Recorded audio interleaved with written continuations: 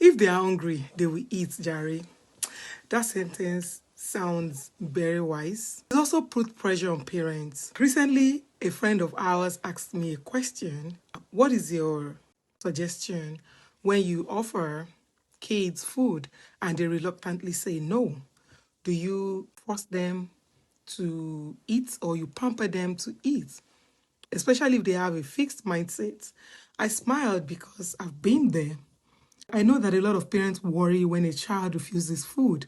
It's even worse when the child has sensory needs. So picky eating is very common. It is even more common in special needs children. This doesn't mean that you have failed as a parent. I know this gets us worried a lot as parents. It doesn't mean that your child will starve to death. However, doing nothing is not the answer. Also forcing them is a wrong move. Here is what actually helps. Number one, stop forcing food because you create fear, which in turn kills appetite. Number two, create a structure. Serve meals at regular times. Also serve snacks at regular times. If breakfast is 7 a.m. in the morning, make breakfast 7 a.m. every morning. Number three, turn off screens during meals. TV and iPads block hunger signals. Kids get engrossed in TV, then they forget about the food they are eating, they get carried away and forget about the food they are eating. Children eat better when they can feel their own bodies. Number four is to eat together.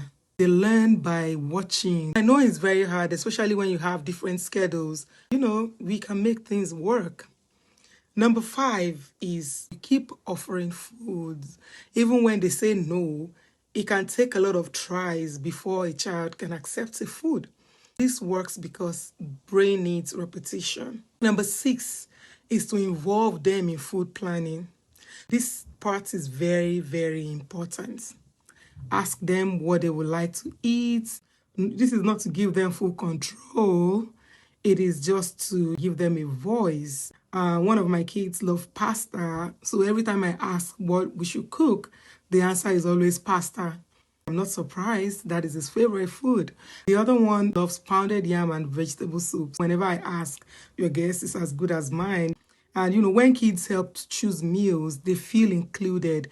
And when they feel included, resistance reduces. They are more willing to try.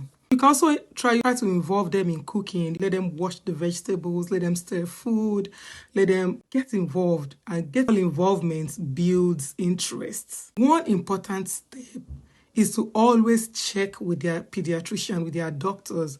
Some kids have medical or sensory challenges.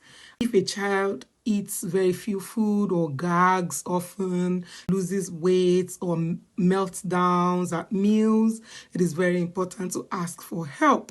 Feeding therapy and occupational therapy exists for a reason. There are special approach that these specialists use in helping kids that are in this category. It helps kids feel safe around food and all that. It also lowers stress at home. If you ever find yourself in this category, know that you're not alone. Your child is not broken. So save this post, share it with a parent who is struggling at mealtime. I'll see you in my next one. Bye.